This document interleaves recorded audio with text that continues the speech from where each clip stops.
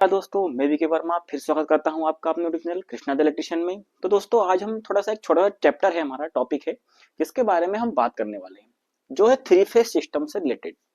देखिए, इसको प्रैक्टिकली रूप में समझिएगा आप। जैसे मान के चलिए आपको बोल दिया जाए कि आपकी एक थ्री फेज की मोटर है जिसमें एक अर्थ भी कनेक्टेड है, यानी कि चाहे उसमें लोड हो अथवा ना हो, लेकिन अर्थ भी गया हुआ है। जैसे आपके ट्रांसफार्मर रखा है या किसी भी एलटी पोल से आपकी थ्री फेज की लाइन है जिसके साथ में एक न्यूट्रल भी गया है, आपकी मोटर तक गया हुआ है। अगर मैं आपको एक मल्टीमीटर दे दिया जाए या फिर एम्पियर मीटर या वोल्ट मीटर दे दिया जाए या पावर मीटर जो भी है वो आपको दे दिया जाए और कहा जाए कि बताइए इन तीन फेज, ये दिख रहा है आपको L1 L2 L3 और एक न्यूट्रल, ठीक है।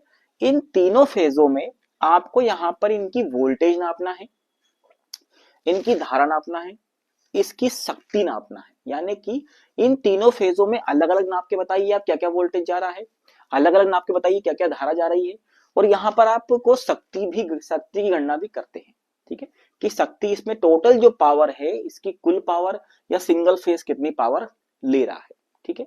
तो इसी के विषय में हम चर्चा करेंगे। ये मैं आपको इसलिए बता रहा हूं क्योंकि इस प्रकार के जो क्वेश्चन है वो एग्जाम में पूछे जाते हैं, जिसमें कि कई बार दे दिया जाता है कि बताइए लाइन वोल्टेज, फेज धारा, लाइन धारा का मान कैसे नापते हैं या किस किस के बीच नापा जाता है। सबसे पहले आप कॉपी पेन लीजिए और नोट डाउन करिए। इस प्रकार की तीन लाइनें खींचिए, उनको L1 L2 L3 और न्यूट्रल, यानी कि ये थ्री फेज है, ठीक है। कितने हैं? थ्री फेज है, L1 है, L2 है, L3। आप इसको RYB भी लिख सकते हैं। चलिए, सबसे पहले मैं बात करूंगा यहाँ पर लाइन धारा की, ठीक है। मैंने आपको मीटर दिया, एम्पियर मीटर, और बोला कि जाइए लाइन धारा नाप करके उसमें आइए कि लाइन धारा कितनी है। तो आई एल से अपन लाइन की धारा को यहाँ पर नापते हैं, ठीक है। तो लाइन धारा नापने के लिए आप लिख लीजिएगा कि लाइन धारा जो होती है किन्हीं भी दो फेजों के बीच में नापी जाती है। किसके बीच नापी जाती है? किन्हीं भी दो फेजों के बीच में। यानी कि मेरे पास अगर एम्पियर मीटर है तो एम्पियर मीटर की दोनों लीड को मैं इस L1 और L2 पे लगा दूंगा तो मुझे उस लाइन की धारा प्राप्त हो जाएगी, ठीक है। यानी कि यहां पर मैं L1 प्लस L2 में लीड लगा दूंगा तो मुझे लाइन धारा प्राप्त हो जाएगी। ये लाइन धारा कहलाती है, ठीक है। दूसरी आती है हमारी यहां पर फेज धारा।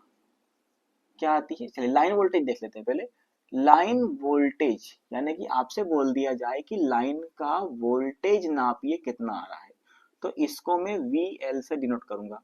अब लाइन का वोल्टेज नापना है, ये थ्री फेस लाइन है मेरी, मुझे इस थ्री फेस लाइन का वोल्टेज नापना है कि यहाँ पर वोल्टेज कितना है। तो देखिए, यहां पर लाइन का वोल्टेज नापने के लिए किन्हीं भी दो फेजों में मैं यहाँ पर लाइन वोल्टेज नाप सकता हूं। जैसे मैंने L1 L2 लिया ना IL के लिए, यानी कि लाइन धारा के लिए, वैसे मैं L2 L3 भी ले सकता हूं। देखिए यहां पर मैं डॉटेड कर देता हूं कि ये भी ले सकते हैं, यानी कि इन दोनों को भी L2 प्लस L3 को भी ले सकते हैं, ठीक है। ये भी आप थोड़ा नोट डाउन जरूर कर लीजिएगा, ठीक है। यानी कि दो फेजों के बीच में होना चाहिए, कोई से भी हो सकते हैं वो। इसी प्रकार जो लाइन वोल्टेज होती है वो भी दो फेजों के बीच में ही नापी जाती है, किन्हीं भी दो फेजों के बीच में। या तो आप L1 L2 ले लीजिए या फिर यहां पर L2 L3 ले लीजिए, ठीक है। तो यहां पर भी मैं अगर L1 प्लस L2 के बीच नापूं या L2 प्लस L3 के बीच नाप सकता हूं। यानी कि अगर लाइन धारा और लाइन वोल्टेज नापने को बोल दिया जाए तो किन्हीं भी दो फेजों के बीच में मैं इसको नाप सकता हूं, ठीक है। या मैं L1 L2 के बीच में या L2 L3, इसमें न्यूट्रल का कोई काम अभी यहाँ पर नहीं है। चलिए, अब आते हैं हम यहाँ पर, लाइन धारा हो गई, लाइन वोल्टेज हो गया। अब आते हैं हम तीसरे नंबर पर फेज धारा के बारे में।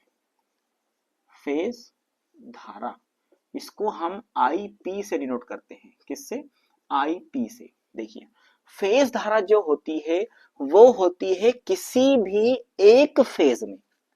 टोंग टेस्टर से देखा है, इस प्रकार का क्लिप होता है, उसमें उसमें हम यहाँ पर इसको इस प्रकार से, जैसे ये हमारा तार जा रहा है, इसमें इस प्रकार से उसको लगा देते हैं तो वो हमारा क्या करता है, जो धारा होती है वो नाप के बता देता है कि इस एक फेज में इतनी धारा जा रही है। यानी कि यहाँ पर फेज की धारा को किसी भी एक फेज की धारा कहा गया है, तीनों फेज की नहीं, किसी भी एक फेज की धारा कहा गया है, जिसको हम IP से नोट करते हैं। यानी कि किसी भी एक फेज में, देखिए या तो यहां पर हो सकता है वो, या यहां पर हो सकता है, या यहां पर हो सकता है, ठीक है। इसको हम बोलेंगे यहां पर IP, ठीक है, फेज धारा। यानी कि किसी भी तार में, किसी भी लाइन के फेज के किसी भी एक तार में नापी गई धारा फेज धारा कहलाती है। देखिए या तो यहां पर L1 में, या L2 में, या L3 में, ठीक है, तीनों में से किसी एक में हम यहाँ पर इसको नाप सकते हैं। चलिए अब बात करते हैं, चौथा आती है हमारी यहाँ पर लाइन धारा हो गई, लाइन वोल्टेज, फेज धारा और फेज वोल्टेज। चलिए फेज वोल्टेज, फेज वोल्टेज को हम VP से डिनोट करते हैं। देखिए फेज वोल्टेज जो होता है उसको, ध्यान से सुनिएगा, उसको किसी भी, देखिए किसी भी एक फेज और एक न्यूट्रल के बीच में नापा जाता है। किसको? फेज वोल्टेज को। कोई सा भी हो, L3 और N हो, यानी कि L3 या N के बीच में नाप दूं मैं, ठीक है, या L2 N के बीच में नाप दूं, या L1 N के बीच में नाप दूं, यानी कि इसके बीच में भी इसको मैं नाप सकता हूं, ठीक है, यानी कि यहां भी मैं नाप सकता हूं, इसको भी मैं VP बोलूंगा, ठीक है, या इस फेज से लेके तो सीधा मैं यहाँ पर इस न्यूट्रल से भी इसको नाप सकता हूं, इसको भी मैं VP बोलूंगा। यानी कि एक न्यूट्रल और एक फेज के बीच में नापी गई जो वोल्टेज होती है उसको हम फेज वोल्टेज बोलते हैं, ठीक है। यानी कि L1 प्लस N हो सकता है, L2 प्लस N हो सकता है, या L3 प्लस N हो सकता है, ठीक है। इस प्रकार से भी आप नोट डाउन कर दिया ताकि आपको समझ में आती रहे, ठीक है। तो फेज वोल्टेज को एक न्यूट्रल और एक फेज के बीच में नापा या तो L3N, L2N या L1N, ठीक है, कुछ भी हो सकता है। चलिए अब आती है यहाँ पर हमारी 5वें नंबर पर आती है फेज की पावर, फेज पावर, ठीक है, इसको हम PP से डिनोट करते हैं, फेज पावर।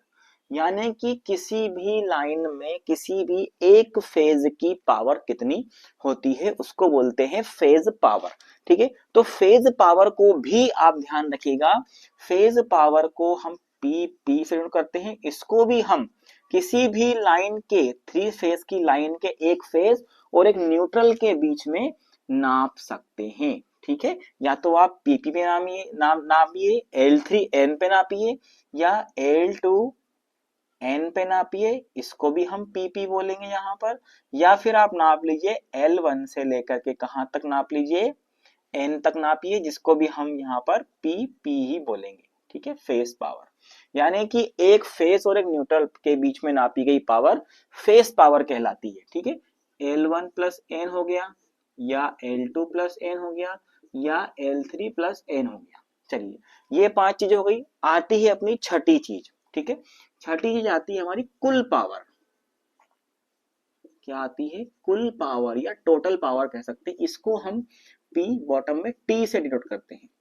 देखिए कुल पावर, अगर मैं बोल दूं कि ये थ्री फेज सप्लाई जो आई है पोल से मोटर तक, इसकी टोटल शक्ति नापो, तो टोटल शक्ति हम क्या करेंगे, टोटल शक्ति किन्हीं भी इन तीनों फेजों में, ठीक है, इन तीनों फेजों के बीच में नापना पड़ेगी, ठीक है। इन तीनों फेजों के बीच में नापी गई जो होती है हमारी क्या होती है, पावर, उसको हम क्या कहते हैं यहाँ पर, फिर टोटल, कुल पावर। कुल पावर तीनों फेजों के बीच में नापी गई पावर को टोटल पावर कहा जाता है, यानी कि PT, ठीक है, L1 plus L2 plus L3, ठीक है। इसमें दो नहीं, इसमें तीनों फेजों के बीच में, क्योंकि देखिए पावर नापने के लिए इंडिविजुअल रूप से ही हमें निकालना पड़ेगा, विजुअल रूप से हम डायरेक्ट शक्ति नहीं नाप सकते, क्योंकि देखिए पावर निकालने का हमारे पास सूत्र होता है थ्री फेज में √3 VL/IL cos phi, ठीक है, ये सूत्र होता है टोटल पावर निकालने का।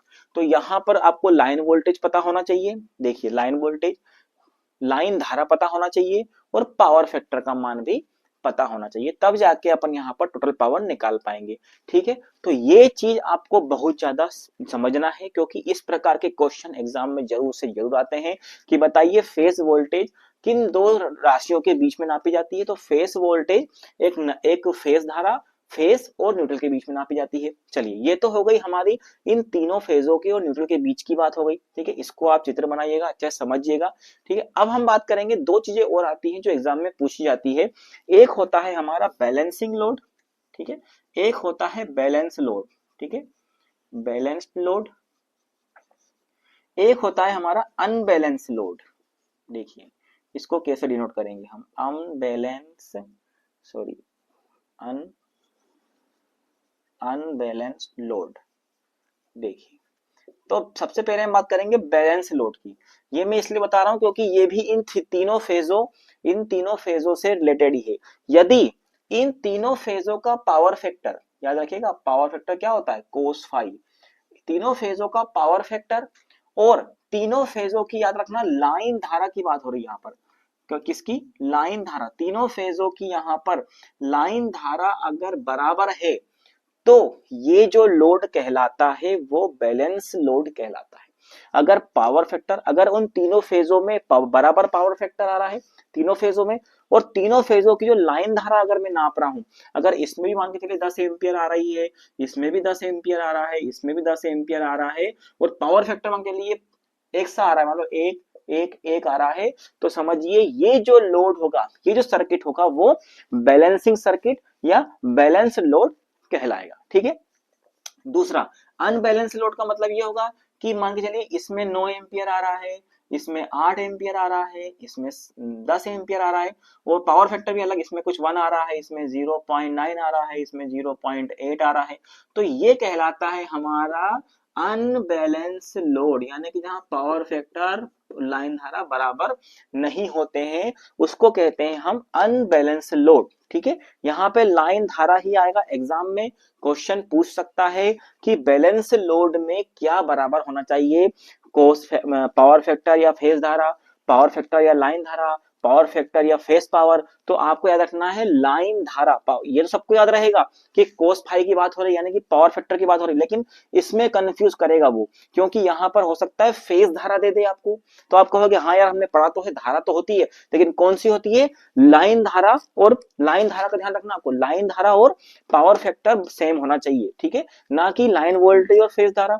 ना कि लाइन वोल्टेज और पावर फैक्टर, फेज धारा और पावर फैक्टर, ये नहीं, सिर्फ लाइन धारा। और यहां पर एक बार बोल रहा हूं, यहां पर लाइन धारा और पावर फैक्टर बराबर होना चाहिए, लाइन धारा और पावर फैक्टर बराबर होना चाहिए, लाइन धारा और पावर फैक्टर बराबर होना चाहिए, उसी को कहते हैं बैलेंसिंग लोड, ठीक है। ये चीज आपको विशेष का ध्यान रखना है, तो इसका भी क्या है, आप नोट डाउन जरूर करिएगा इन चीजों को, ये एग्जाम में पूछता है और कई एग्जाम में क्वेश्चन आ भी चुका है।